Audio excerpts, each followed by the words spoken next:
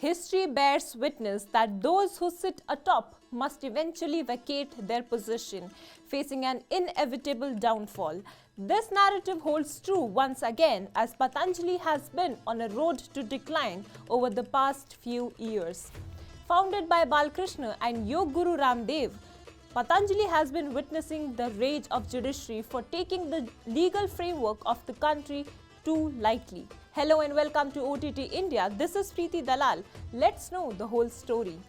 Patanjali Ayurved Limited faced legal trouble on February 27 when the Supreme Court barred the company from advertising its products on all electronic and print platforms. The Apex Court criticized the company for disregarding previously issued orders, leading to the issuance of a notice of contempt of court. The contempt notice was directed at Patanjali and its MD Acharya Balkrishna. This action was prompted by company's failure to comply with Supreme Court's directive in November of previous year, instructing Patanjali to cease false and misleading advertisements across various medias. Despite assurance to refrain from such advertisement, Patanjali continued its misleading campaign. The Indian Medical Association filed a petition against Patanjali accusing the company of disseminating misleading information about allopathy. The petition alleges that Patanjali's advertisements make false claims regarding health cures and contribute to vaccine hesitancy related to COVID-19. The petition filed in August 2022 contends that Patanjali not only promotes false claims but also attacks the modern allopathic medicine system through misinformation. While Justice Hima Kohli and Ehsanuddin criticized Patanjali for not adhering to previous orders, they also admonished the union government for its perceived irresponsibility. The Supreme Court declared the entire country has been taken for a ride. For 2 years you wait when the Drugs Act says this is prohibited. Justice Ehsanuddin expressed frustration, stating, "I am going to give strict orders today. You had the courage and guts to come up with this advertisement after the order of this court, and then you come up with this advertisement. Permanent relief. What do you mean by permanent relief? It means only two things, either death or cure."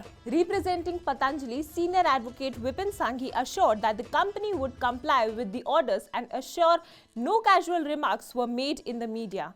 The Supreme Court has given only 3 weeks to respond. Earlier in the previous year, Supreme Court had directed Patanjali to refrain from publishing false advertisements, imposing a potential fine of 1 crore if violations occur. Critical questions arise here. One of them being why Yoga Guru RAMDEV demeans allopathy to promote Ayurveda. He explicitly stated allopathy is a stupid and bankrupt science. Millions of doctors worldwide dedicate years of study to become medical professionals and save lives. How can Yoga Guru question the authenticity of these healthcare professionals? This is not an isolated incident. In 2022, Patanjali published a full-fledged print ad misleading people by labeling allopathy as dangerous for the country. The print ad was labeled "Misconceptions Spread by Allopathy. Save yourself and the country from misconceptions spread by pharma and medical industry." As the saying goes, people who live in glass houses shouldn't throw stones at others. This applies to Patanjali, as the company has come under suspicion for not labeling products correctly, potentially misleading consumers. In 2012, a report from the Rudrapur-based food and drug testing laboratory revealed irregularities in labeling of 6 Patanjali food products. Haridwar District Magistrate Sachin Kurve mentioned discrepancies in products like salt, mustard oil, honey, black pepper, pineapple jam, and Arogya Basin. He highlighted that since the products are manufactured by third parties but promoted as pure by Patanjali, it raises concerns. One of its products, Divya Dant Manjan, contained cuttlefish but carried a green label calling it vegetarian. Cuttlefish is a living organism and cannot be considered vegetarian. Moreover, Patanjali promotes itself as a brand using plant-based ingredients under the umbrella of Ayurveda.